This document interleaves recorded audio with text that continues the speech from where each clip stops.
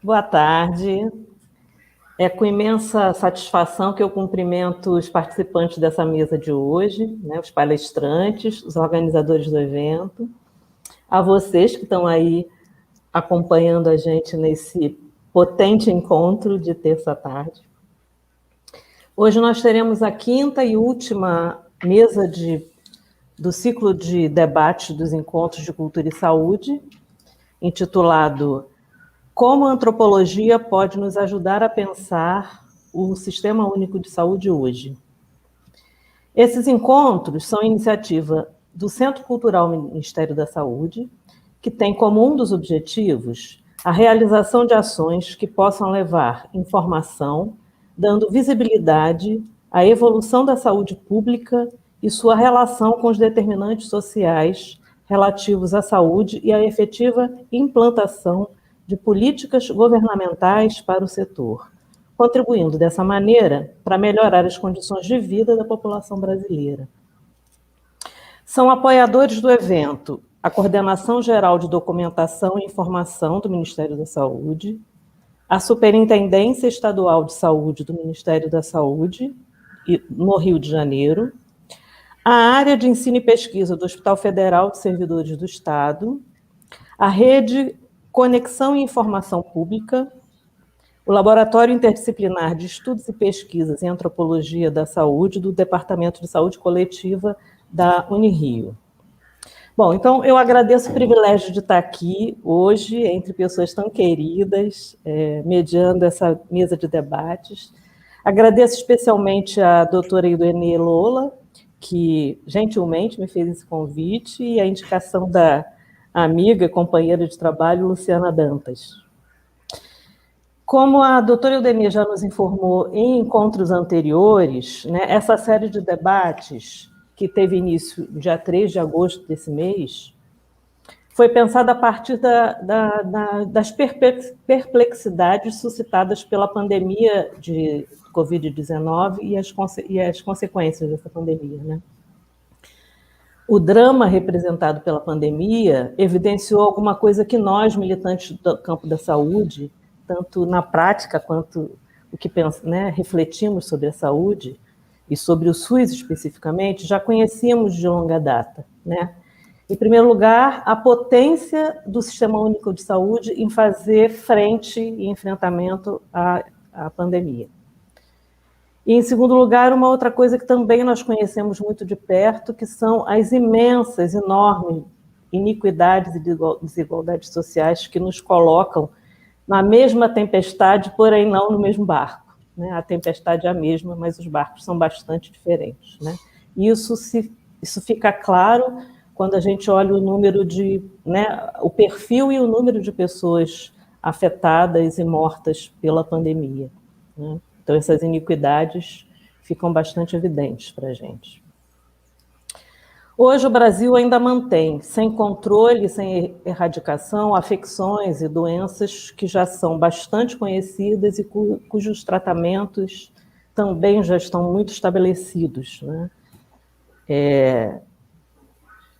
E isso é feito, né, de uma série de questões, de problemas relacionados a mazelas sociais e também a problemas que estão dentro do próprio SUS, né, e a sua possibilidade de alcance.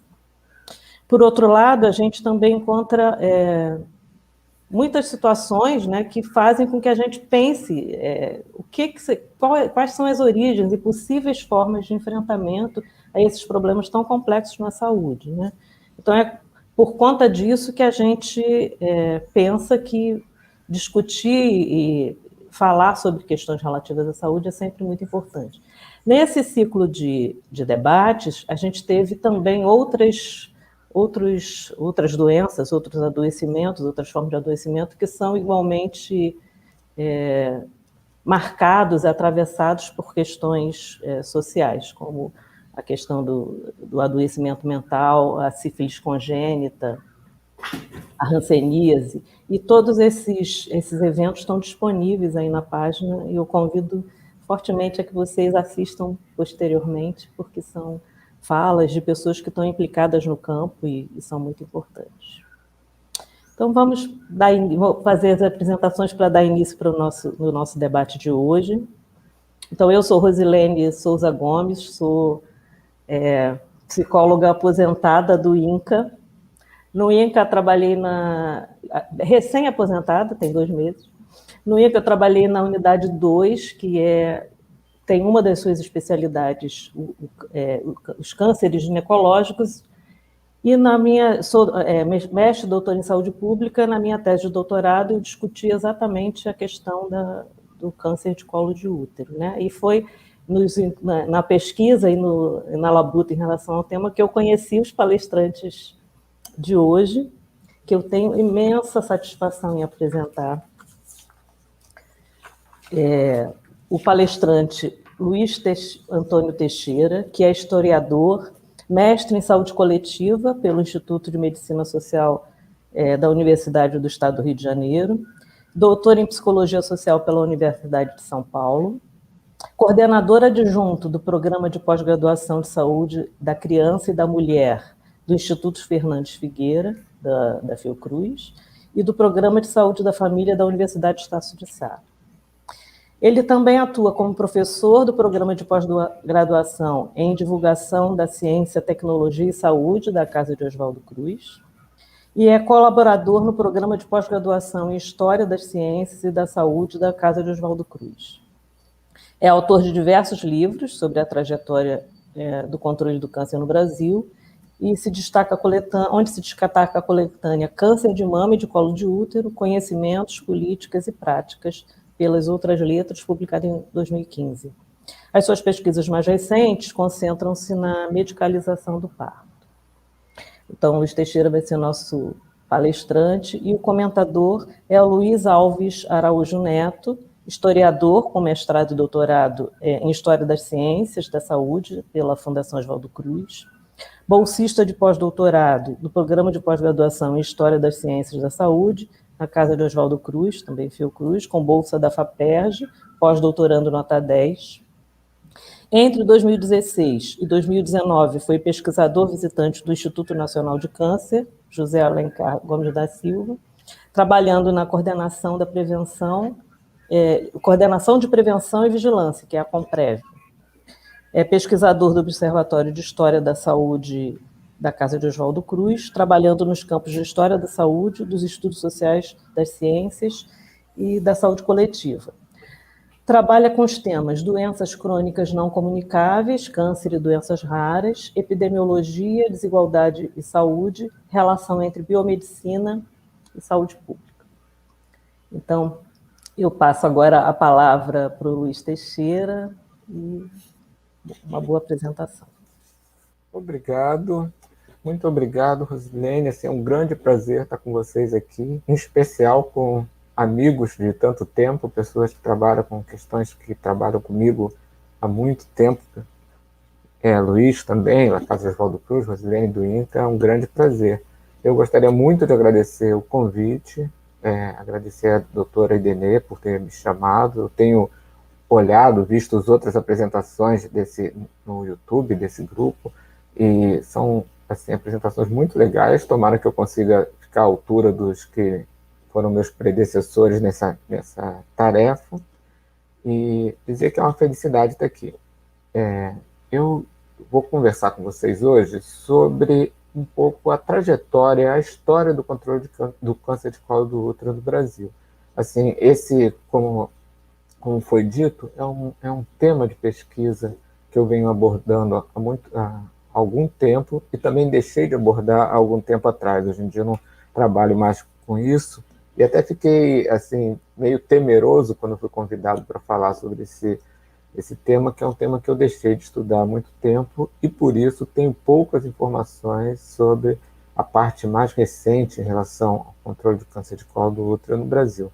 Mas, de qualquer forma, dentro das minhas limitações de historiador, qualquer coisa a Luciane me conserta, qualquer erro que eu tiver aqui, eu vou tentar falar com vocês, falar um pouco sobre a história desse câncer no Brasil, um pouco sobre essa trajetória.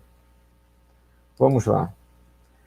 Para começar essa conversa, eu trouxe esse slide de imagem para vocês, que ele tem 4 personagens, assim, 4 mulheres que foram vítimas do câncer de colo de útero, que são personagens assim que mostram um pouco a característica dessa doença. Uma delas é a Eva Perón, que foi a primeira mulher do Perón, presidente argentino por 2 vezes, uma pessoa assim que ficou na mitologia argentina como um grande presidente populista, e em especial a sua esposa, que morreu assim de uma forma muito grave de câncer de colo de útero, assim possivelmente um câncer que foi transmitido por ele, que depois se soube disso. A outra personagem, a Henrietta Lacks, que foi uma americana que também morreu de câncer de colo de útero, que também ficou extremamente conhecida depois de um romance lançado há alguns anos e traduzido aqui no Brasil, que mostram como as células dela, ela tem um tipo de célula que tinha como característica, tem como característica continuar se replicando no tempo, células que foram vendidas sem autorização dela e até hoje são assim matéria-prima de várias pesquisas, e o livro mostra a dureza da vida dessa senhora e nenhum reconhecimento pela grande importância que ela teve no campo da ciência. A pessoa que está abaixo dela, a Jane Godoy, é uma figura que ficou célebre, né? Ficou muito conhecida na Inglaterra por ter sido vítima também do câncer de colo de útero e de uma forma pública após um programa tipo um Big Brother, um programa desses onde as pessoas ficam no ar, e ela soube no ar que ela tinha doença. E por último, a personagem que está ali, que é a Ieda Ávila, que é uma senhora que faleceu também de câncer de colo de útero em Pelotas, em um caso que ela mostra ali, como vocês estão vendo na imagem, os exames dela, dizendo que ela tinha exames negativos. Por que eu trouxe essas imagens? Primeiro, para a gente discutir um pouco esse processo assim, de desenvolvimento das formas de controle, de forma de prevenção ao câncer de colo, e pensar assim, como uma coisa que a Luciane falou no início da minha fala, da minha apresentação, como essas questões assim, transcendem, ultrapassam a questão puramente biomédica, mas também se relacionam à estrutura da nossa sociedade. Assim, a senhora Ieda Ávila, ela morreu após ter um câncer de colo, e ela foi diagnosticada, ela teve 2 exames para Nicolau que diziam que ela tinha câncer, que eram negativos. Isso deu origem a uma grande discussão da possibilidade da região onde ela morava, em Pelotas, no Rio Grande do Sul, estar fazendo exames de câncer de colo por amostragem. Isso foi um escândalo na época e depois acabou que foi um processo arquivado. De forma diferenciada, a Jade Godoy, lá na Inglaterra, o caso dela, pelo fato dela ter tido câncer de colo, embora ela ela tenha recebido as cartas do Serviço de Saúde inglês que pediam para ela ir fazer o exame, e ela não ter respondido, não ter feito o exame, levaram a um escândalo gigantesco na Inglaterra pela possibilidade de até hoje uma pessoa falecer por uma doença que existe uma forma de controle bem elucidada. E lá no caso das outras, da Eva Perón, um momento em que existia uma forma de controle, uma forma de prevenção como se tem hoje. O que eu quero dizer com tudo isso? Que embora o exame Papanicolau, outras formas anteriores de prevenção do câncer tenham se desenvolvido, assim, no Brasil, a gente ainda tem muita dificuldade de controlar a doença frente às dificuldades que existem tanto na elaboração desse exame, como na possibilidade de fazê-la de forma adequada. Assim, depois, no final da conversa, nas nossas discussões, a gente pode voltar a esse tema. Bom, para a minha fala de hoje, eu vou fazer uso assim, de umas imagens para manter vocês acordados, umas imagens que são de uma exposição que eu e Luiz Alves fizemos junto com o pessoal da Comprev do INCA, sobre prevenção ao câncer de colo. Uma exposição que até hoje está na página do INCA e é uma exposição que a gente também de vez em quando monta em várias regiões para tentar ampliar essa questão da prevenção.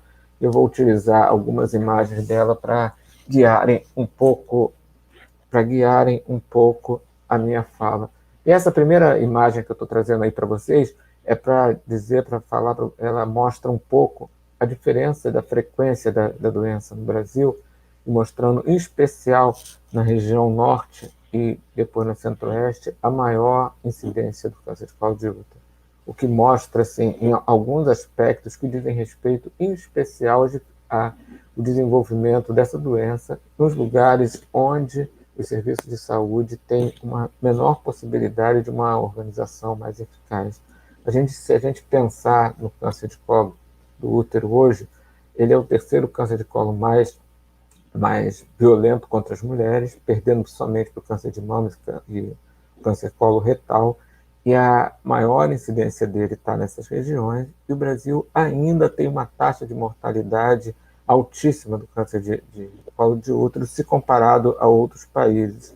Se a gente vê naquele mapa roxinho à minha direita, assim, as taxas brutas de mortalidade elas estão em torno de 7, 8 por 100 mil pessoas, enquanto no quadro abaixo mostra que Itália, Holanda, Reino Unido, essa taxa está em torno de 2 ou 2,1 pessoas por 100 mil habitantes. Ou seja, nossas taxas de mortalidade por câncer de colo ainda são extremamente altas, mesmo depois de anos e anos de desenvolvimento de políticas públicas contra a doença.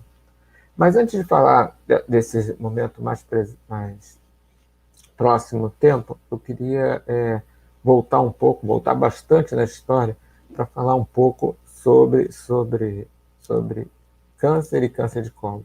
Assim, as visões que a gente tem sobre câncer e posteriormente sobre câncer de colo de útero, elas foram mudando muito no último século e meio. Assim, até o século XIX, pouco se conhecia sobre câncer e, tendo em vista assim, a pouca medicalização da sociedade, pouco acesso ao conhecimento e às práticas médicas, assim, pouco se conhecia sobre a doença, no geral, e o que se conhecia sobre câncer, tanto no Brasil como em vários outros lugares, se imaginava que os cânceres eram doenças assim, muito ligadas às mulheres. A ideia que floresceu, em especial a partir do século XVII e XVIII, era a ideia do câncer como uma doença feminina. E todos podem perguntar, mas por que isso? Em especial porque os cânceres mais visíveis, mais conhecidos, eram o câncer de mama, que era um câncer visível externamente, e o câncer de colo de útero pelos problemas que trazia em relação ao sangramento, corrimento das mulheres e morte com muitas dores e sofrimentos. Essas doenças eram as mais caracterizadas como câncer e por isso se tinha a ideia dos cânceres como doenças femininas. Embora isso não seja verdade, embora vários outros cânceres atinjam homens e mulheres de acordo com a sua fisiologia, existem câncer escrotal, câncer de próstata, que são câncer de homens e câncer de mulheres, mas até o século XVIII, início do século XIX, se pensava muito em cânceres como câncer de colo e câncer de mama. E esses dois cânceres, durante a história, durante todo o período histórico, eles foram vistos assim de forma bastante contrária uns de outros. Assim. Imaginava-se que o câncer de colo era um câncer relacionado, em especial, às mulheres caracterizadas com hábitos pouco aceitáveis, as prostitutas, as mulheres da rua, as mulheres que trabalhavam com desejo, e que o câncer de mama era um câncer, em especial, relacionado às mulheres que não tinham filho. Assim, a visão do câncer relacionado a aspectos morais, assim, durante muito tempo, em especial até o início do século XX, perdurou em diversas sociedades, sendo uma característica assim, também pensada por médicos por conectarem questões de higiene e maior número de filhos a questões de pobreza ou de mulheres de vida mais caracterizada como vida inadequada nas grandes cidades. Essa visão do câncer perdurou durante muito tempo e foi assim uma visão que guiou durante muito tempo os estudos médicos. E por falar em estudos médicos, se a gente pensar no câncer de colo até o início do século XX, é importante pensar que era um câncer que, embora alcançasse, matasse muitas mulheres, era um câncer, de certa forma, não completamente incurável. Assim. A mulher que tivesse um câncer de colo, ela tinha uma sentença de morte sobre a cabeça. Assim, somente no final do século XIX, com o desenvolvimento, em especial da bacteriologia, das ideias de asepsia, da possibilidade de você fazer cirurgias mais amplas, o desenvolvimento da esterectomia fez surgir alguma possibilidade de resolver o câncer de forma cirúrgica a partir de esterectomias radicais. Assim, no entanto, mesmo esse tipo de cirurgia era muito pouco frequente e mesmo as que eram feitas muitas vezes levavam às mortes das mulheres, mesmo porque, na maioria das vezes, eram executadas em momentos muito posteriores, quando os cânceres já tinham invadido os outros tecidos, já estavam em condições não operáveis. Assim, o que eu quero reforçar nesse início dessa fala é que até o início do século XX, a capacidade da medicina de lidar com câncer de colo do útero era extremamente pequena, extremamente pouco eficiente. Esse processo começa a mudar no início do século XX, com o desenvolvimento da radioterapia, com o desenvolvimento das cirurgias maiores, mas de forma muito, muito lenta e muito pouco eficiente ainda. Assim, os médicos desse período começam a postular que o que seria importante, o que poderia salvar um maior número de vidas, eram as mulheres terem mais frequente ida aos ginecologistas para que eles pudessem diagnosticar assim, algumas infecções ainda bastante iniciais, algumas que ainda pudessem ser operadas, que pudessem ser cauterizadas, impedindo que se transformassem em situações que levassem à morte. Ou seja, nesse momento, assim, a ideia da maior frequência de ida de mulheres aos ginecologistas e a possibilidade disso fazer com que pudesse acontecer diagnósticos mais precoces era o que se imaginava assim como a grande possibilidade de mudança no quadro do câncer de colo. Esse processo todo ele vai se transformar, em especial, a partir da década de 20 do século XX, assim, com o desenvolvimento de duas tecnologias completamente diferentes.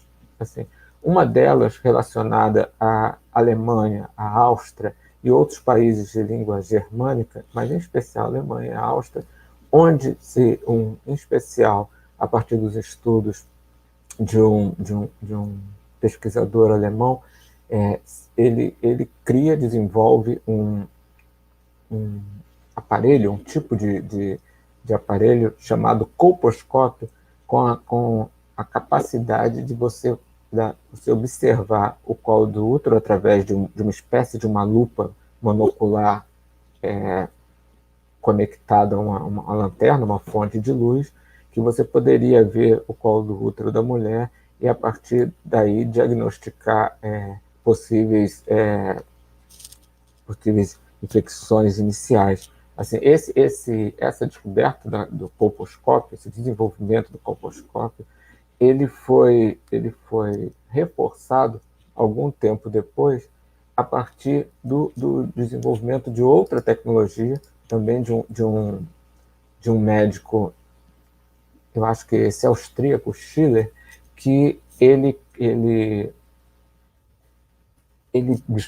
desenvolve a ideia de que você, utilizando no colo das mulheres, passando uma solução de Lugol, uma solução de iodo, você consegue, a partir da observação com o colposcópio, ver assim, o que seriam lesões pré-cancerosas ainda no momento, num período de possível extração, de possível pequenas cirurgias que impedissem essas lesões de se ampliarem e se transformarem num verdadeiro câncer. Ou seja, esses trabalhos desse Hans Hillsman, que é o alemão que inventa o colposcópio, e do Schiller, propõem pela primeira vez a possibilidade de ações de prevenção ao câncer de colo a partir desses exames laboratoriais feitos com esse instrumento colposcópio. Mas esse conhecimento, nos seus primeiros momentos, nas suas primeiras décadas, eles vão ficar restritos somente à Alemanha, Áustria e outras regiões. A gente está falando dos anos 20, posteriormente, com a guerra, eles vão ficar restritos a essas regiões. No entanto, nesse mesmo momento, assim, nos Estados Unidos, um médico grego chamado Papa Nicolau, a quem ficou o nome do exame, a partir de outra forma, de outro approach de pesquisa, ele chega também a uma possibilidade de prevenção ao câncer de colo através dos exames de esfregaço vaginal, onde observados no laboratório, corados observados em lâminas ao microscópio, era possível ver diferenças em relação às células saudáveis e as células em tecidos que poderiam ter lesões pré-cancerosas. Essa forma de diagnóstico do Papa Nicolau é a que ficou mais conhecida, é a que ficou assim, clássica nos países ocidentais como a forma de prevenção ao câncer de colo. No entanto, em toda a Europa, Estados Unidos, esse foi o processo que se desenvolveu, aliás, a partir de uma grande atuação da Associação de Câncer Americana. Assim, na América Latina, o desenvolvimento da colposcopia foi assim, uma saída, teve uma forma bastante incomum frente aos países ocidentais. Isso por quê? Isso porque, assim, nos anos que precedem a Segunda Guerra Mundial, ou seja, na década de 30, países da América Latina, em especial Argentina, Brasil e Chile, tinham um grande contato com a Alemanha, um grande contato científico com a Alemanha, e esses países foram os que trouxeram assim, essas questões, esse conhecimento sobre colposcópio e sobre, ali na imagem tem uma mesa com uma câmera de colposcopia, e sobre esse processo de prevenção ao câncer de colo de útero. Isso é um aspecto interessante, um aspecto que eu e uma professora francesa chamada Ilana Louvi, a gente estudou bastante, uma outra pesquisadora também, argentina, radicada na Inglaterra, chamada Yolanda Erazo, estudou também em relação à Argentina, como esses países, tanto no Brasil como na Argentina, se desenvolveu uma forma diferenciada que durante os anos 40 até os anos 60, em especial no Brasil, assim, foi uma forma caracterizada como uma forma adequada de examinar, de prever o câncer de colo de útero, que era a partir desses exames feitos com o colposcópio, assim, de uma forma diferenciada do que acontecia nos Estados Unidos e na Europa.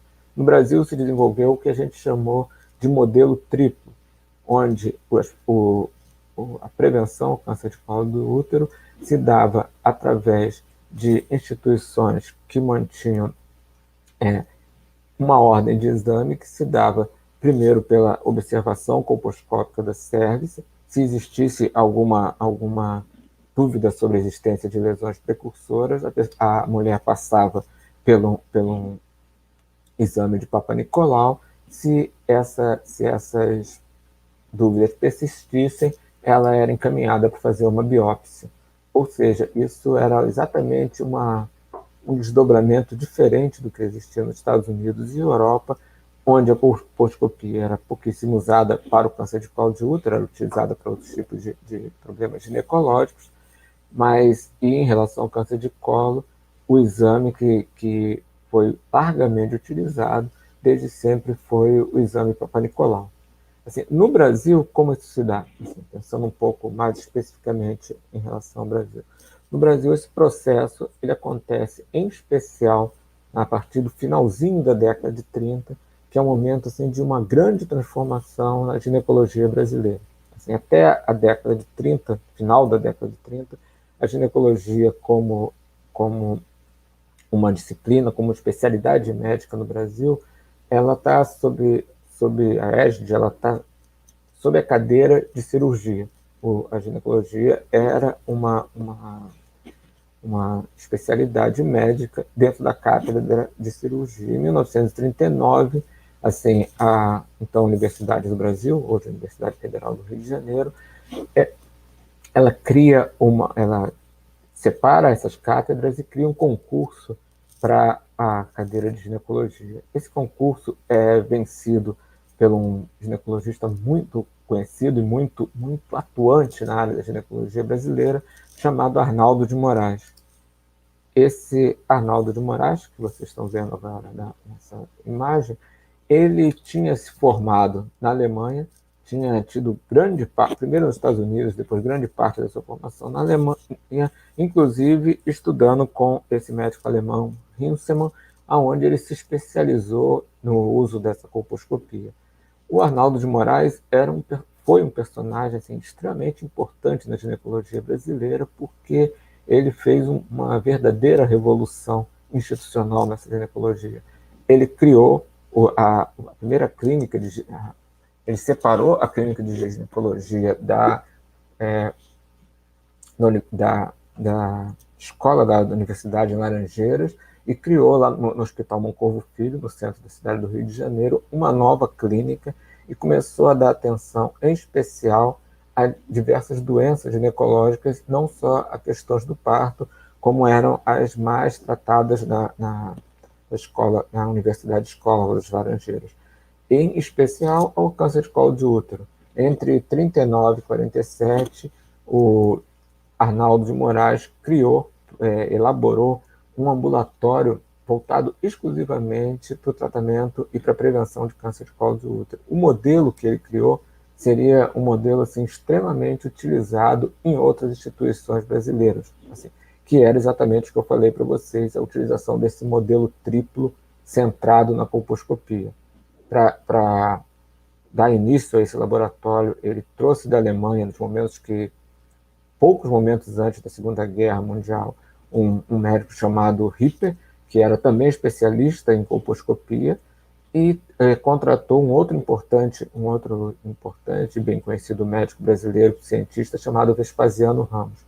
Essa equipe inicial desse centro de controle de câncer de colo, assim, se transformou num conjunto assim, extremamente profícuo de pesquisadores. O Vespasiano Ramos, ainda em 42, tão logo o Papa Nicolau produziu o primeiro artigo, ele trouxe sobre a importância do desenvolvimento do seu tipo de exame. No mesmo ano, o Vespasiano Ramos já estava pesquisando sobre o tema e escrevendo um artigo também sobre isso, era a tese de doutorado dele. Por outro lado, o Ripper botou em prática assim, estudos e produção prática no nível do exame de colposcopia no Brasil. Bom, o que a gente vê de interessante nisso? Algumas outras pessoas, em especial a pesquisadora Vanessa Lana, observaram assim, como no Brasil surgiu uma rede de instituições voltadas para a prevenção ao câncer de colo do útero, muito forte a partir dos anos 40. Essa rede, por um lado, centralizada em exames colposcópicos, aos poucos iria transformar esse tipo de pensamento e prática de prevenção ao câncer de colo numa coisa muito mais adequada e possível no Brasil, que foi aos poucos deixando o uso da colposcopia e passando a utilizar cada vez mais o exame Papa Nicolau. Esse aspecto eu quero falar com cuidado porque ele mostra bastante da nossa relação com a saúde pública e da relação da saúde pública com o câncer de colo. Em outros países, assim, logo de início, a ideia de utilização do Papa Nicolau como prevenção ao câncer de colo foi posta. No Brasil, isso só vai se dar a partir da década de 60, quando, num momento muito específico do desenvolvimento da nossa sociedade, cada vez mais o câncer passa a ser uma grande preocupação para a saúde pública. Nesse momento, a necessidade de se criar assim, programas, criar campanhas, criar uma atuação mais ampla, que não fosse voltada para um pequeno conjunto de mulheres, que não estivesse centrada em pequenos consultórios ou laboratórios que atendessem um número pequeno, mas que sim pudessem ser de maior amplitude para níveis populacionais, somente nesse momento a ideia de você trocar a visão do uso da colposcopia, que era extremamente cara, difícil, demorada, pelo uso do Papa Nicolau, ela vai florescer no Brasil, em especial a partir do desenvolvimento de algumas campanhas que eu vou falar mais cuidadosamente. Mas antes de passar por esse momento, aí na tela de vocês tem algumas instituições que foram centrais no desenvolvimento desses primeiros passos da prevenção do câncer de colo através da colposcopia. Uma delas é o Hospital Aristides Maltês, na Bahia, outra a Santa Casa de Misericórdia de Belo Horizonte e a Cruz Vermelha também de Belo Horizonte, e aqui nessa foto mais bonita, o hospital no centro do Rio, onde era a clínica de controle do câncer de colo, dentro da clínica de ginecologia do Arnaldo de Moraes. O hospital que ficou conhecido como Hospital Moncorvo Filho, pela região onde ele está. Bom, e o que para nós é importante? Eu estou falando de um período que vai até a década de 60 e continua um pouco durante a década de 60. Assim, mas esse processo ele iria se transformar, em especial, na década de 70 no Brasil, com bastante atraso. Se a gente pensar em nível europeu e, em especial, nos Estados Unidos, o desenvolvimento do exame de Papa Nicolau e a sua eficácia na prevenção do câncer de colo do útero, ele foi tão forte que, a partir da década de 50, cada vez mais assim, se começa a surgir a ideia de utilizar o exame, não em mulheres específicas, não de forma a mulheres que estão indo a fazer seus outros exames, estão indo no consultório, mas em níveis populacionais. Surge a ideia de screening, a ideia, pela primeira vez, de você analisar um grande contingente de pessoas sãs com a possibilidade de pensar assim, de você evitar que elas fiquem doentes. Assim, a noção hoje tão normal de rastreamento, ou de rastreamento organizado, assim, ela surge na década de 50, a partir do uso do Papa Nicolau, e cada vez mais ela é reforçada, e a própria Organização Mundial da Saúde vai começar a propor a importância das campanhas de rastreamento de câncer de colo, em especial nos países em desenvolvimento, dos países de mais baixa renda, onde o câncer de colo eram e ainda continuaram por muito tempo a ser problemas assim, seríssimos. Assim, a OMS vai preconizar e ampliar essas propostas. Como isso é recebido no Brasil? Como eu disse para vocês, assim, até a década de 70, assim, essas preocupações elas acontecem de forma bastante fragmentada, com ações específicas, uma campanha para um conjunto de mulheres de uma determinada fábrica, de um determinado bairro, em relação a um determinado centro, como o Hospital Aristides Maltês. Esse processo ele vai se transformar a partir da ampliação, assim, da ideia da importância de você fazer esses exames de forma populacional, levando a ideia de rastreamento assim, para grandes regiões, grandes grupos populacionais. Na década de 70, esse processo ele vai ter como grande impulso a criação assim, de um programa, ainda no tempo da ditadura, do programa de controle do câncer a nível nacional. A gente estava num momento de Brasil economicamente ia muito bem, com um crescimento econômico muito forte, assim, e alguns líderes médicos liderando a campanha, a ideia de desenvolver o processo de prevenção ao câncer, começaram a propor a necessidade de se ampliar as formas de políticas relacionadas ao câncer de uma forma geral. Esse processo ele vai se desenvolver muito a partir de 1973, com a criação desse programa nacional, desse chamado Programa de Controle de Câncer, que foi feito por um médico paulista chamado Sampaio Góes, que passou a ser coordenador do Departamento Nacional de Câncer do Ministério da Saúde. Sampaio Góes era um médico muito bem relacionado em São Paulo, era um médico que tinha se formado nos Estados Unidos e tinha grande interesse acadêmico nas questões relativas ao câncer de colo. E ele, através dos contatos dele com a Prefeitura e o Estado de São Paulo, conseguiu criar alguns espaços de desenvolvimento de ações de prevenção ao câncer de colo a partir de rastreamento, em especial o Hospital São Camilo, que ele era um dos donos, junto com a Prefeitura de São Paulo, depois o IBPOG, que foi um centro de pesquisa sobre câncer de colo, que passaram a ser espaços de criação de campanhas nessa região de câncer de colo. Mas, assim, o grande programa de maior importância em relação à prevenção do câncer de colo no país, ele se deu também em São Paulo, mas foi fruto de um outro grupo. Ele se deu na região de Campinas e foi patrocinado por médicos, acho que eu não tenho isso aqui, por médicos que estavam na Unicamp e na Faculdade de Medicina de Ouro Preto, e começavam a ter grande interesse em desenvolver ações práticas e também desenvolver conhecimentos em torno da saúde da mulher.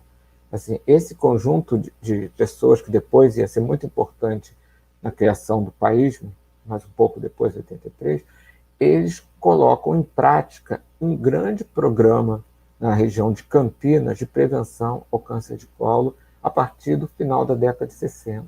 Esse programa, diferentemente dos outros, também diferente dos criados por Sampaio Góes em outras regiões de São Paulo, ele foi organizado junto com os diversos municípios e dentro de uma ideia de ser uma atividade que fosse não só relacionada a programas esporádicos, mas fosse de maior continuidade e tinha como base já uma estrutura organizacional que lhe proveu maior eficiência e eficácia, em especial a criação de um laboratório de análise do Papa Nicolau Central e da descentralização da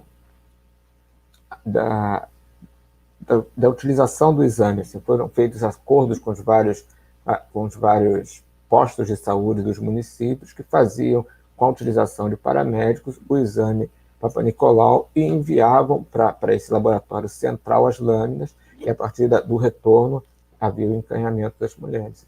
Esse processo, em 10 anos, transformou, assim, pela primeira vez, a gente teve uma grande transformação nos índices da doença nessa região e ficou bastante conhecido em relação à nossa saúde pública pela sua abrangência e pela sua importância e sucesso em relação ao sucesso epidemiológico.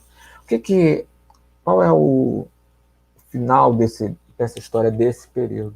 A gente percebe que, assim, no final da década de 70, início da década de 80, cada vez mais a ideia que tomava corpo era a necessidade de ampliação da prevenção do câncer de colo, agora com uma prática de saúde pública, não mais uma prática centrada em pequenos postos relacionados a universidades ou hospitais, mas como uma situação de saúde pública baseada em programas de rastreamento, em especial com o programa de Campinas e também os outros, mas de grande porte, que pudessem mudar a situação epidemiológica em relação à doença. É importante falar, em especial, desse programa de Campinas, porque esse núcleo que produziu esse programa, junto com outros médicos da região relacionados à saúde pública, eles foram pessoas que tiveram uma atuação também muito importante na ampliação da visão da saúde das mulheres. Assim, alguns de vocês que estão nos assistindo certamente já ouviram falar de um programa que é um marco na saúde pública brasileira, que é o primeiro programa de atenção integral à saúde das mulheres, PAISME, criado em 83 e 84. Esse programa também, liderado por esses médicos de Campinas, quando eu falo por exemplo, Pinotti, como outros médicos, que eles reforçaram a possibilidade de pensar a saúde da mulher assim, não mais como uma questão relacionada em especial à reprodução. Até então, as questões relacionadas à saúde da mulher estiveram centradas na questão da reprodução, e se a gente pensar no período da ditadura, muito mais em relação às formas de anticoncepção. O período da ditadura foi um período onde teve muita entrada nas discussões do Estado, nas discussões, em especial a partir da Benfam, a, a, a ideia de elaboração de políticas de restrição da população. Com o país, assim, é o primeiro momento que a gente transforma essa política, a partir de 1983, 84, em políticas relacionadas realmente às condições de saúde mais amplas das mulheres. E por que é importante falar disso quando a gente está falando de câncer de colo? É esse processo de ampliação que não se dá no vazio. Se a gente pensar um pouco na história desse período, a gente está falando em 83 agora, a gente está falando um período de início da abertura, do final da ditadura, onde cada vez mais diferentes grupos sociais começam a lutar pelos seus direitos, a se colocarem socialmente como as suas demandas da sociedade. A gente está falando de mulheres, mas também poderia estar falando de vários outros grupos de trabalhadores e tantos outros que começam a apresentar suas demandas. Em especial, no campo da saúde das mulheres, cada vez mais a questão do câncer, como outras questões relacionadas a parto, nascimento, questões relacionadas às novas visões sobre gênero e justiça e violência começam a surgir. Para nós é importante pensar como elas se relacionaram ao processo de desenvolvimento de políticas contra o câncer de colo. Assim, como esse processo, assim, nesse momento, qual era a situação nesse momento em relação ao câncer de colo no Brasil? Eu falei com vocês sobre o grupo de Campinas e sua atuação em relação às práticas de screening, de rastreamento naquela região. Falei sobre São Paulo, uma outra instituição também muito importante nesse período é uma associação filantrópica chamada Pioneiras Sociais, que a partir de um setor específico relacionado diretamente à prevenção ao câncer de colo, tinha um laboratório no Rio de Janeiro, ele atuou muito fortemente em relação ao câncer de colo e também em relação ao câncer de mama, e foi muito importante também na formação de citotécnicos. Ele teve uma atuação forte nesse sentido, e cada vez mais, assim, essas instituições que uniam filantropia e Estado, elas são começam a fazer mais diferença, começam a atuar mais em relação ao câncer de colo. Esse processo ele vai ter uma importante transformação assim quando, em 1988, se dá a nossa volta à normalidade democrática, a reconstitucionalização do Brasil, a criação da nossa Carta Constitucional e o surgimento do Sistema Único de Saúde. 2 anos depois, estabilizado a partir da Lei de 1990. O surgimento do Sistema Único proporciona a possibilidade de cada vez mais as demandas em relação ao câncer de colo, e como de outros cânceres também, passarem ao Estado e serem aceitas, serem atendidas pelo Estado. Assim, é importante pensar em relação a isso, uma transformação muito grande no Instituto Nacional do Câncer, que se dá a partir, em especial, do final da década de 80 e início da década de 90, onde o Instituto, que até então era uma instituição importante na política nacional, importante como um grande hospital de câncer, como um grande instituto de câncer, passa a ser o responsável pelas políticas de câncer no Brasil. Assim, o Instituto Nacional de Câncer, a partir das décadas de 90, passa a ter uma atuação muito mais forte como uma instituição responsável por essas políticas. Assim, um dos aspectos centrais nesse processo é que o Instituto incorpora um dos setores fortes de relação ao câncer no nível federal, que era o PROONCO, e passa a trabalhar junto com o PROONCO em relação à questão da prevenção do câncer de forma mais ampla, especificamente em relação ao câncer de colo, através de campanhas direcionadas ao câncer de colo. Bom, para nós, o que é importante, eu estou um pouco sem saber se eu já falei bastante ou não sei mais o tempo que eu tenho para falar, mas eu gostaria de agora pular para dois momentos centrais em relação a esse controle de câncer de colo no Brasil, que estão, como eu disse, na década de 90, já no final da década de 90, 95, 1998, que é a criação dos primeiros programas nacionais de rastreamento de câncer de colo, conhecidos no Brasil como Viva Mulher. Em 1995, o Instituto Nacional do Câncer, como eu falei para vocês, ele criou o primeiro projeto piloto de uma tentativa de rastreamento nacional de câncer de colo do útero. Assim, esse projeto tinha a ideia de fazer ações de rastreamento em 5 grandes cidades de cada região do país e, a partir daí, criar um projeto mais amplo de rastreamento. Assim, a ideia de um rastreamento nacional, ela rapidamente se transformou através de uma questão que teve um contexto político por trás muito forte.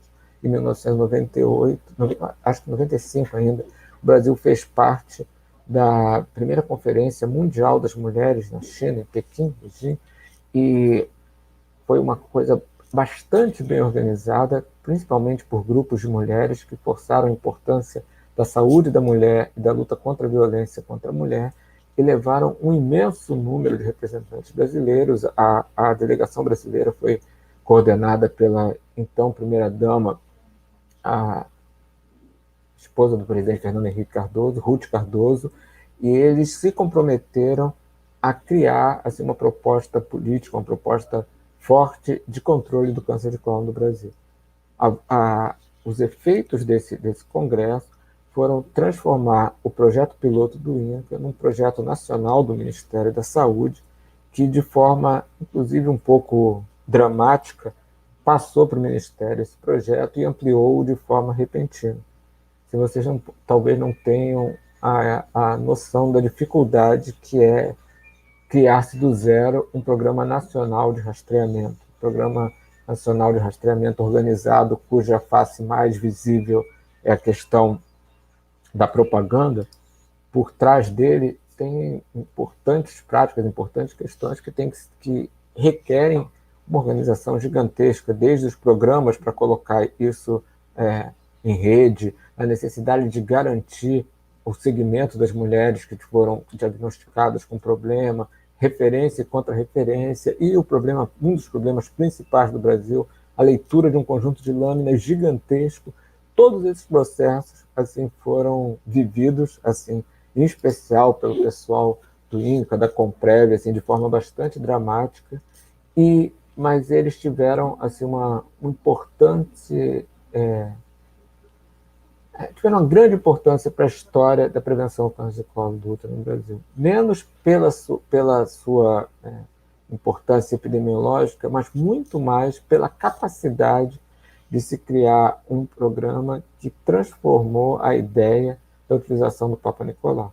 Assim, o Viva Mulher, em 98, e depois no seu reforço em 2000 e 2002, conseguiu fazer com que assim, todos os municípios brasileiros se engajassem nessa campanha, e um grande número de mulheres, até então pouquíssimas, 38% das mulheres examinadas tinham tido contato com o Papa Nicolau, passaram a fazer esse exame. Assim, a partir daí, a partir dos anos 2000, cada vez mais a ideia foi acabar com os dias as semanas de utilização do Papa Nicolau e transformar numa atividade mais rotineira. Mas assim, foi um evento único assim, na capacidade de uma política de criar assim, uma tradição, uma nova visão do Papa Nicolau. Bom, eu acho que eu já falei demais. Eu gostaria de deixar o final dos anos 90 como marco a partir dessa criação do programa Viva Mulher, que tem a parte das propagandas muito bonito que ficaram para a história, ou então a propaganda, a Eva Vilma fez uma apresentação na época, com propaganda, chamando as mulheres para fazerem o Papa Nicolau, foi uma coisa bastante importante. Bom, A gente, a partir dos anos 2000, a gente vive um outro processo em relação ao Papa Nicolau, desculpe, em relação ao câncer de colo de útero.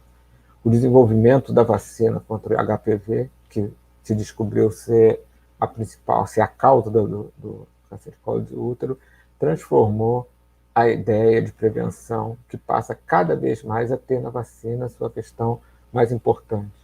No entanto, assim, embora seja um processo também historicamente extremamente interessante de como o Brasil incorpora no seu cardápio de vacina essa vacina, ele até hoje a gente não conseguiu uma aceitação dessa vacina do jeito que se imaginava. Ainda a gente espera ampliar o número de vacinados em relação ao câncer de colo com a vacina contra HPV, que também por si traz outros problemas relacionados a quem são as pessoas vacinadas, são as pessoas que realmente estão em maior risco. Bom, a gente hoje vive, e é com isso que eu quero acabar um pouco essa fala, um momento onde existem no dia a dia, de forma estrutural no SUS, a possibilidade das mulheres, através do Programa Saúde da Família, dos postos de saúde do município, fazerem exames de Papa Nicolau. Existe um programa de vacinação contra HPV. No entanto, a gente ainda tem muitos problemas de câncer de colo de útero no Brasil. Pesquisas feitas no campo da saúde coletiva mostram que a gente tem muita dificuldade em ampliar o acesso de pessoas e a aceitação tanto da vacina como do Papa Nicolau. Questões como desinformação, vergonha, medo do exame, medo do câncer, assim, violência, dificuldades de gênero relacionada a maridos ou as formas de ver a doença, assim, impedem educação. Assim, existem vários artigos que mostram que mulheres com menos de 11 anos de estudo são as que menos fazem Papa Nicolau. Assim, existe hoje, na verdade, também, se a gente for olhar detalhadamente, a gente vê que existem 2 regimes de Papa Nicolau. Mulheres de classe média fazem mais exames do que realmente necessitariam fazer, e mulheres de das classes mais baixas têm menos acesso do que seria necessário.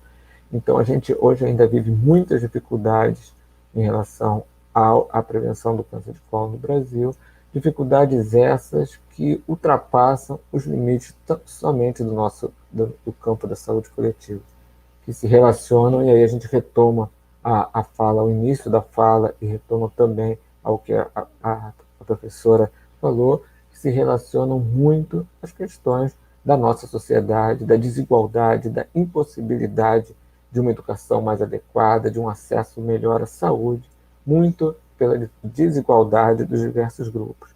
Somente quando a gente ultrapassar esse processo, conseguir melhores condições, melhores determinantes sociais da saúde, a gente vai ter melhores condições de trabalhar o controle do câncer de colo de útero. Assim, informação é um dos aspectos centrais nesse processo. Bom, para terminar, eu queria só ler essa partezinha. A persistência do câncer ginecológico, principalmente nas localidades mais pobres, o nível dos desafios relativos ao nosso sistema de saúde. Porém, mais pobres, na verdade, falta uma palavra aí, eles desafiam o nosso sistema de saúde. Porém, mais do que isso, eles são o reflexo do lento e diferenciado processo de incorporação de segmentos populacionais à saúde pública brasileira, bem como da relação desse movimento com a evolução técnica e científica dos conhecimentos relativos ao câncer de colo. Ou seja, os 2 fatores, tanto o desenvolvimento técnico-científico como a incorporação das camadas mais pobres às questões de saúde, são centrais para que a gente possa mudar esse processo. Acho que é um pouco isso. Obrigado.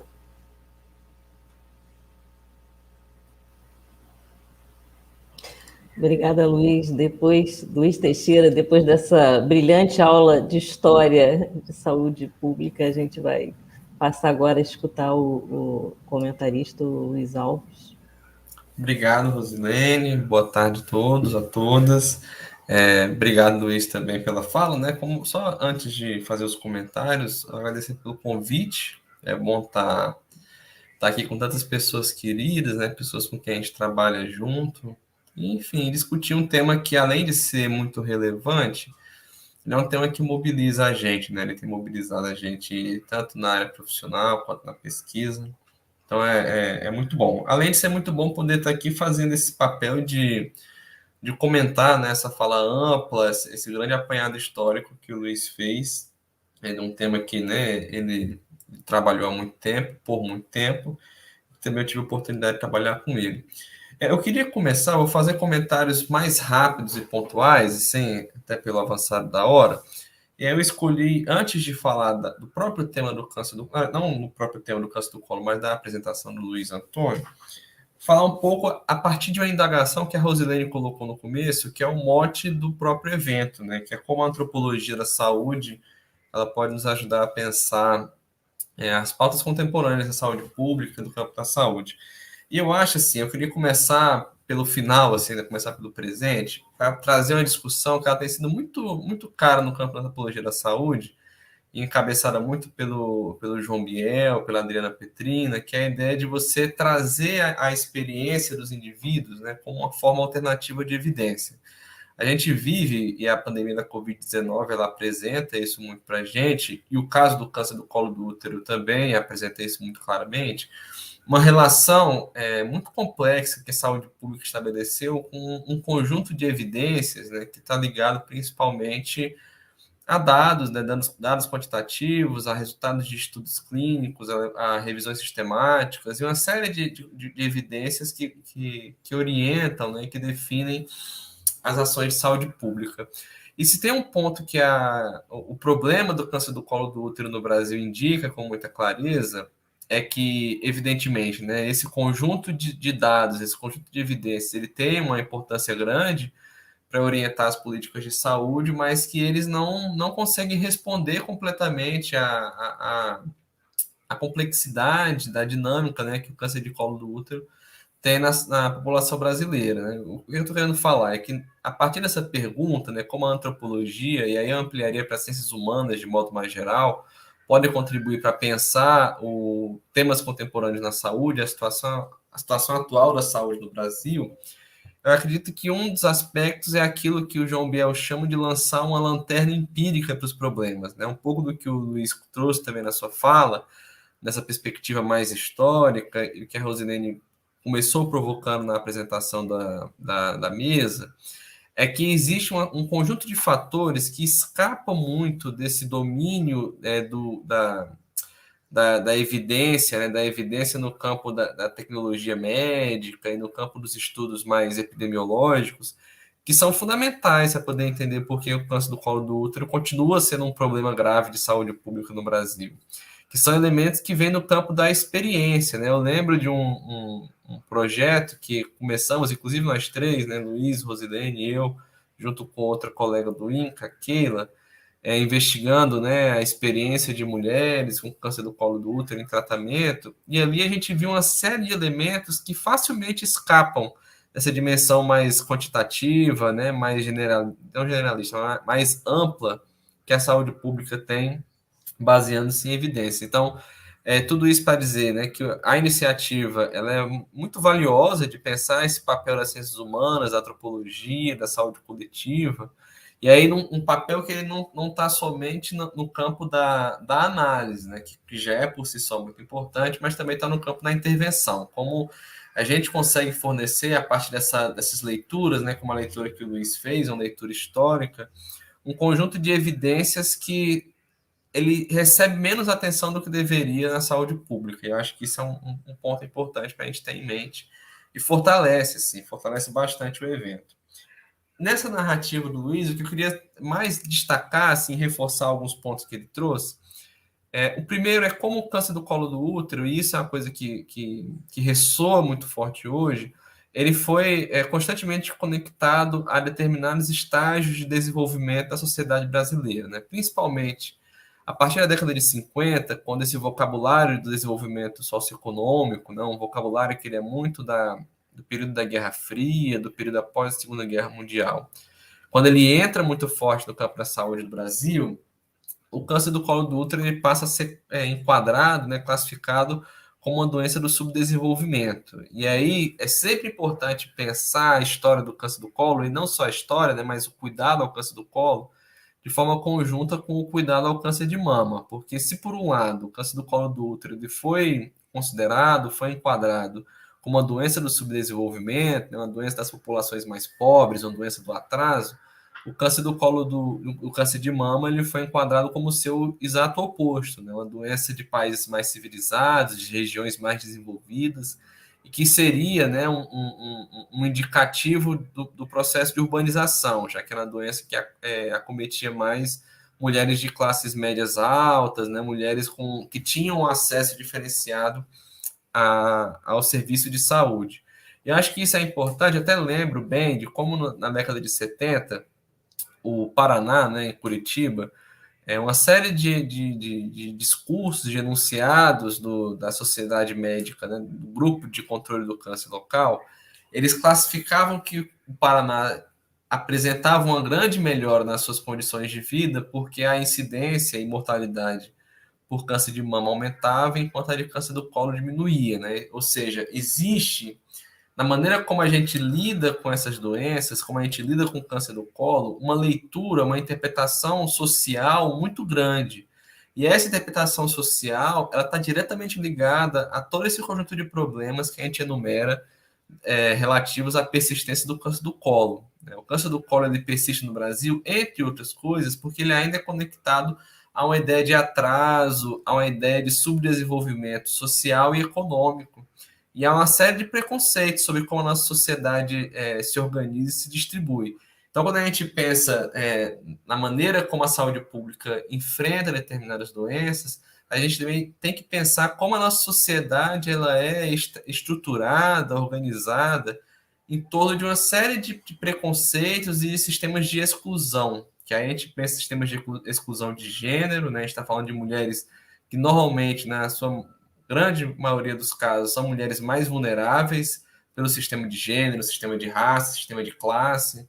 Então, a gente está pensando uma doença que ela simboliza muito fortemente não só os aspectos, né, também muito, muito importantes da desigualdade, das várias desigualdades sociais que existem no Brasil, mas de sistemas de exclusão. Então, se por um lado, né, e aí também toca um outro ponto que eu queria trazer, porque se por um lado o câncer de mama ele foi se constituindo principalmente a partir da década de 90 como uma doença de grande apelo social, e aí conectado aos movimentos de advocacy, conectado a próprios enunciados dos movimentos de mulheres.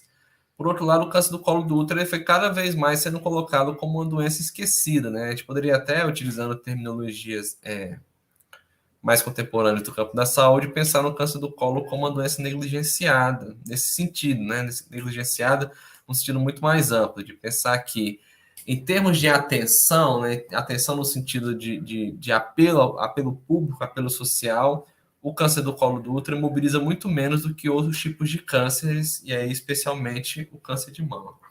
Então, um outro ponto também que eu queria colocar é como essa trajetória que o Luiz apontou, nessa trajetória mais ampla, ela mostra para a gente um outro problema, né? Eu apontei aqui já a dimensão estrutural da desigualdade, uma dimensão estrutural que diz respeito a interpretações sociais sobre as doenças, né, como o câncer do colo foi interpretado como uma doença da pobreza e é interpretado como uma doença da pobreza, mas também apresenta como a sociedade brasileira ela lida com a sexualidade, né? E aí a sexualidade ela aparece como um tema muitas vezes estigmatizado ao lidar com o câncer do colo do útero, mas que na prática ele está no cerne do problema, né? Também parte da persistência do câncer do colo do útero envolve a dificuldade que a sociedade brasileira tem de lidar com a sexualidade em todos os seus níveis, né? Aí você tem desde na dimensão da sexualidade como uma pauta a ser abordada na adolescência, né? Que aí você tem a dificuldade, por exemplo,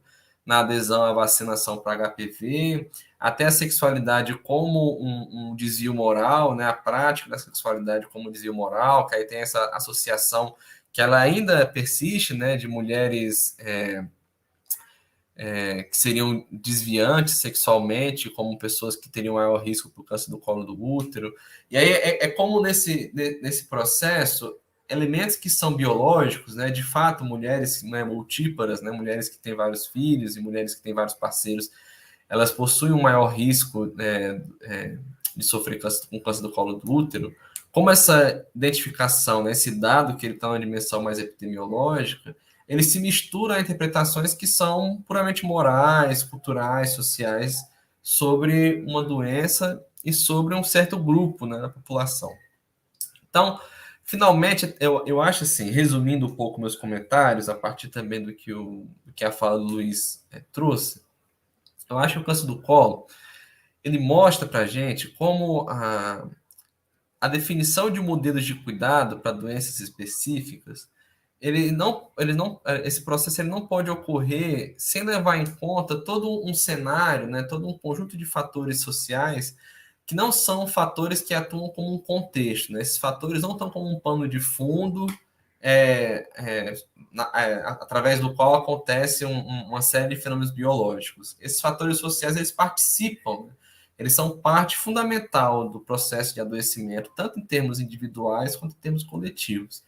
Talvez o câncer do colo do útero, nessa agenda dos grandes problemas de saúde pública no Brasil, ele seja um dos que melhor mostra isso, porque é uma doença que ela consegue ter uma complexidade tão grande que ela consegue até ser múltipla em termos de uma ontologia. Se a gente pensar o câncer do colo do útero para a população pobre que tem acesso ao serviço de saúde pública, né, que lida diretamente com o serviço de saúde pública, para essa população, o câncer do colo é uma doença bastante diferente do que é para a classe média, que lida com câncer do colo principalmente através de serviços da saúde privada. Então, eu acho que, voltando para o ponto inicial, né, o ponto-chave assim, do evento, que é como as ciências humanas, a antropologia, pode fornecer um outro olhar, uma outra perspectiva para esses problemas, é pensar que as estratégias de saúde pública, para a gente poder ter no horizonte, né, um cenário de controle do câncer do colo, elas devem cada vez mais abraçar essas outras evidências, né? Essas evidências que elas saem de uma empiria mais ortodoxa assim, do campo da saúde, né, que se estabeleceu nesses últimos 30, 40 anos, de um conjunto de evidências quantitativas, e lidar com essas dimensões sociopolíticas da experiência individual e coletiva do adoecimento. É um pouco isso, também queria, né, abrir o espaço aí para outros comentários para a gente discutir. E, de novo, assim, parabenizar pelo... sim, e tem um último ponto muito rápido que eu queria só pontuar mesmo. O Luiz mencionou sobre o desenvolvimento da ideia de rastreamento nos anos 70 no Brasil. E acho que um ponto importante é que a ideia de rastreamento, ela traz consigo uma reconfiguração do próprio conceito de diagnóstico, né? Porque até esse período, o diagnóstico ele estava conectado principalmente a um procedimento que se realizava dentro de grandes espaços especializados, os grandes hospitais, principalmente, né? E o rastreamento, ele não só traz uma diferença quanto à temporalidade do diagnóstico, né, para o rastreamento poder funcionar, esses exames, eles têm que ter uma regularidade, tem que ter um mapeamento, um segmento da população, então já não é mais aquele diagnóstico pontual, aquele exame pontual realizado em grandes espaços especializados, mas também ele envolve você repensar a própria ideia de uma rede, né, de uma rede de serviços que possa realizar esse diagnóstico, cada vez mais articulado aí a equipes e estruturas locais, né, a equipes de bairro, que vai depois desenrolar na dimensão da atenção primária à saúde, da atenção primária e da atenção secundária à saúde. Mas bem, né, é um pouco isso. Queria parabenizar pelo evento, parabenizar a Luiz pela fala, foi esse desafio que é, né, fazer essa história do câncer do colo, uma história de 1 século e 1 hora, é um desafio grande. E agradecer de novo pelo convite. Estou aberto aos comentários e às questões. Obrigada, Luiz Alves, Luiz Teixeira. Acho que assim, todos nós ficamos muito felizes de ouvir. Eu acho que esse conjunto de eventos fechou com uma chave de ouro, realmente, né? Porque o que vocês trouxeram aqui foi uma análise bastante complexa que caracteriza mesmo as dimensões sociais quando a gente vai compreender qualquer forma de adoecimento, e parece que o adoecimento crônico, né, os adoecimentos O câncer tem essa característica, o câncer de colo de útero tem essa característica de, ao mesmo tempo, que tem um elemento de transmissibilidade lá na sua origem, por conta do HPV, né? Embora não se equalize, uma coisa é o HPV, outra coisa é o câncer de colo de útero, né? Ele em si não é transmissível, mas o HPV sim.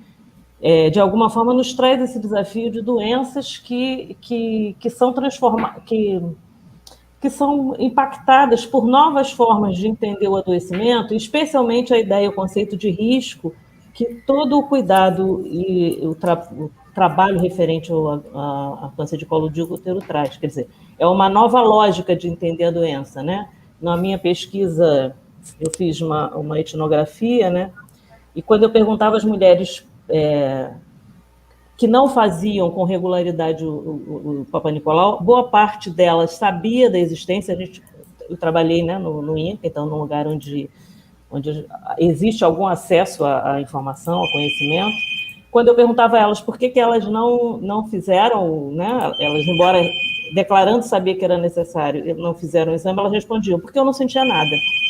Então, a ideia do risco, a ideia de que é possível, existe uma doença potencial e que é possível se estar doente sem sentir nada, não é uma coisa banal, né? E se a gente não entende isso, a gente não consegue intervir de forma alguma em toda a complexidade que é o câncer de colo de útero. Então, acho que, assim, conhecer a história de qualquer adoecimento, né, Luiz Teixeira, é fundamental. Eu acho que o trabalho de vocês, os historiadores das ciências, né, mostram isso para a gente, como a gente...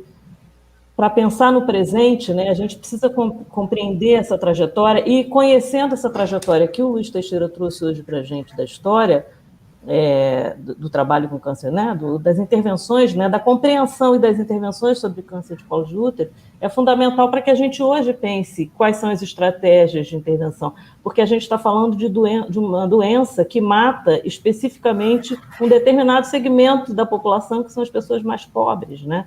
Então, é preciso conhecer para a gente intervir da melhor forma, né? Para que a gente possa... E ela mata, a doença mata as pessoas mais pobres, não apenas no Brasil, mas no mundo inteiro, e no mundo inteiro os lugares mais pobres, mesmo nos lugares mais ricos, né? As mulheres afro-americanas morrem 2 vezes mais do que as mulheres brancas nos Estados Unidos. Então, a gente pode, mesmo num lugar onde as taxas são menores, então a gente pode entender as dimensões, como é que as dimensões socio-históricas, culturais, econômicas, elas atravessam o adoecimento, e como Rosenberg já nos alertou, né, a doença não é apenas algo físico, né, orgânico, existem muito mais coisas. Então, a gente vai abrir para perguntas. Eu vi que a Luciana Dantas fez uma pergunta. Ela pergunta se vocês conhecem experiências ou estratégias políticas voltadas para uma transição mais eficaz entre o diagnóstico e o acesso ao tratamento do câncer de colo de útero.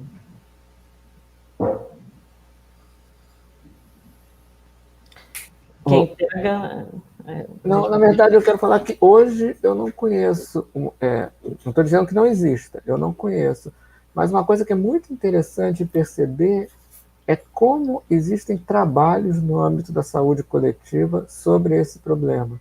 Assim, a necessidade de um melhor diagnóstico, de melhor acesso, e todas as questões, tanto simbólicas como econômicas e como sociais, que distanciam as mulheres do exame, são extremamente estudadas. Mas no nível de iniciativa, eu não quero de jeito nenhum dizer que não há, estou dizendo que eu não conheço. Agora, eu queria aproveitar o momento dessa pergunta para fazer um comentário em relação ao que a Rosilene falou, que é impressionantemente importante, assim, que é essa questão da discussão sobre percepção de risco e doença. Assim, a gente pode discutir, a gente pode pensar assim, normas, questões de organização do sistema de saúde, questões econômicas, questões de busca ativa, o que for, elas não vão resolver, assim, se a gente não pensar também, não é nem pensar, se a gente não levar em conta essas questões de como grupos diferentes, relacionados a vários aspectos, pensam a dimensão do risco, a possibilidade de adoecer ou não. A gente vê isso diariamente hoje por causa da questão da máscara. Não vou nem falar mais do que isso, porque é uma coisa tão visível. Isso serve para vários outros aspectos. Assim, a necessidade de compreender como as pessoas pensam e discutir essas questões é fundamental. Mas eu realmente não conheço, Luciana, desculpa. Luiz Alves, quer comentar? Também não conheço, não conheço nenhuma experiência, mas como o Luiz falou, também não vou dizer que não existe, não conheço. Agora, desculpe, Rosilene, só uma coisa, assim, é importante a gente, que a gente também, a gente traz sempre esse aspecto muito crítico, mas a gente pensar, assim, no desenvolvimento das políticas públicas mais recentes em relação a isso. Por exemplo, embora a gente esteja criticando e falando das dificuldades, assim, o Instituto Nacional do Câncer, o INCA, ele tem uma proposta que é muito forte, muito assertivo em relação a isso. Assim, as mudanças que vieram desde o Viva Mulher e de programas nacionais, a ideia de você criar reforço para as regiões mais afetadas, como é feito em relação à região norte, a necessidade de conectar aos municípios, a necessidade, a ação da Comprev junto a diversos movimentos de mulheres, inclusive com uma pessoa que estava até numa imagem que eu coloquei, que foi a Santinha, assim, a possibilidade de levar isso à saúde da família, nós mesmos já trabalhamos levando exposições, são tentativas. Assim. A saúde pública ela é uma área muito difícil, mas assim, existem iniciativas. Talvez a Rosilene possa falar mais do que eu sobre isso. Na verdade, eu vou falar mais do problema que a gente ouvia lá no INCA, né? Porque no nível terciário chegam os casos para tratamento, né, da doença já instalada. E o que a gente ouvia, eu encontrei na pesquisa e a gente encontrava na prática, é que existe um estrangulamento muito grande entre o nível primário da detecção e os exames de confirmação. Quer dizer, não é possível iniciar um tratamento sem o exame de confirmação após a detecção primária. E a gente encontrava aí o gargalo, né? São nessas formas. Quer dizer, é a questão do SUS que se organiza, como o Luiz fala, né? Existe uma política traçada, bem pensada, bem desenhada. Agora, a questão da execução depende de uma série de coisas. Um deles é financiamento, não tem como deixar de ser, e o desmonte que tem acontecido no SUS, basicamente na área, né, da atenção básica, e a gente viu isso acontecer agora no Rio de Janeiro, como as clínicas da família foram completamente desarticuladas, e elas é que deveriam ser articuladoras dessa rede toda, né? Elas é que fazem o diagnóstico inicial, elas é que encaminham para a rede secundária, ela volta para elas devolvem para a rede terciária e elas deveriam ficar monitorando. Então, a política é pensada de uma forma bastante articulada. A questão é a execução disso na prática, né? A gente tem uma outra pergunta da Rosa Amélia, que diz: a área da educação, em especial a educação sexual dos adolescentes, tem papel importante na consciência sobre o problema. Há ou houve alguma interação entre a saúde e a educação nesse sentido? Assim, posso começar comentando? Tem sim, né? Na realidade existe até o campo da educação e saúde, ele tem uma certa tradição, tanto se a gente pensar a trajetória como essa que o Luiz apontou, de períodos mais iniciais do combate ao câncer, existe a participação da educação e saúde. Nessa época ainda pensada muito numa chave da consciência sanitária, de uma conscientização da população e tal. Mas principalmente a partir do final dos anos 60, quando os cursos de saúde pública são reformulados, eu estou pensando na Faculdade de Saúde Pública da USP, na ENSP, na UFBA, enfim, várias faculdades, a educação em saúde ela muda um pouco a sua leitura e se aproxima mais do que ficou conhecido como educação em saúde cidadã, que aí é o ponto de conexão. O problema, e aí já é uma leitura um pouco mais crítica, é que ainda nessa chave da educação e saúde, né, essa aproximação muito estreita entre educação e saúde, existe uma leitura que é muito conectada ao que na epidemiologia chama de modelo de risco, que é uma leitura que se centra muito na prevenção a fatores de risco. Né? Inclusive, a gente tem um programa que é o Programa Saber Saúde, que é de prevenção a fatores de risco no ambiente escolar, e que ele se conecta tanto ao Programa Nacional de Controle do Tabagismo, quanto ao Programa Saúde na Escola, que é um programa dos dois ministérios, Educação e da Saúde. Sendo que esse é um programa que ele tem como foco principal os principais fatores de risco. Então, alcoolismo, tabagismo. E nessa chave, a ideia de uma educação sexual ela não está presente muito no sentido que eu imagino que a Rosamélia está apontando, assim, né, de uma discussão pensando até a chave da cidadania, né, dos direitos sexuais. Ela entra muito mais na ideia da prevenção. Então, o que se tem de educação sexual nesses programas é o uso da camisinha, que é uma coisa muito focada, né, muito centralizada nas ISTs, e não chega a pensar na dimensão mais ampla, que eu, né, imagino eu, seria o mais interessante, por causa de um programa de controle do câncer do colo, no programa de educação em saúde de modo mais geral, né, de educação cidadã. E, nesse sentido, o desserviço da ideia de ideologia de gênero, quase impedindo qualquer tipo de trabalho relativo à sexualidade ou à saúde sexual, isso também fez um impacto grande, né? A gente teve um movimento interessante do programa Saúde e Prevenção nas escolas, né, referente às ISTs, especialmente puxado pelo carro-chefe da AIDS, né? Mas isso tudo ensejou, inclusive, a ideia lá do kit gay das escolas, lembram todo esse processo? Isso tudo tem a ver... Tinha um corpo, né? Essa área de educação estava tomando um corpo nesse trabalho, puxado pela ideia, pelo programa era DST na época, DST AIDS, né? Puxado por aí, estava se tomando um corpo e junto com outros, infelizmente, mais uma das coisas que essa nova velha política derrubou, né? E tem derrubado. É um tema que, no final das contas, ele lida muito com o moralismo da sociedade. Moralismo, né? Então, é uma coisa muito complexa de você lidar, porque é algo que, assim, claro, né, ter um programa específico é fundamental para você poder incentivar e ampliar a discussão. Mas, em termos estruturais, é algo que um programa só não consegue lidar, né? É uma construção que vai demorar muito tempo para a gente conseguir transformar. Seria um conjunto de ações, né? Essa é a nossa dificuldade sempre. Mas eu acho que é muito interessante ver, né, que tem caminho, né, especialmente no trabalho, esse trabalho de história, né, que vocês fazem, mostrando que tem um caminho e que esse caminho está sendo percorrido e que a gente está compondo, né? A gente vai compondo esse caminho. Eu acho muito legal. Eu acho que a gente já está, infelizmente, a gente já chega ao final do evento. Eu quero agradecer muito a presença de vocês, agradecer a presença de quem está aqui participando. Esses vídeos vão ficar disponíveis, né, para que as pessoas possam ver depois e pensar depois. Muito obrigada. E parabéns para vocês pelos brilhantes comentários e brilhantes apresentações.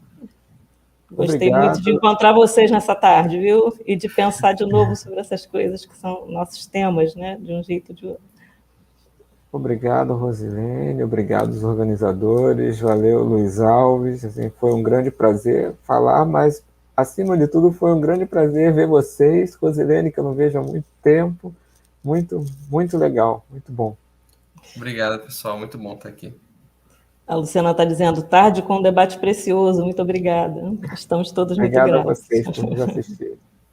Esse encontro ainda vai reverberar. Um abraço, então. Um abraço. Tchau, tchau, gente. Tchau, a gente vai encerrando por aqui.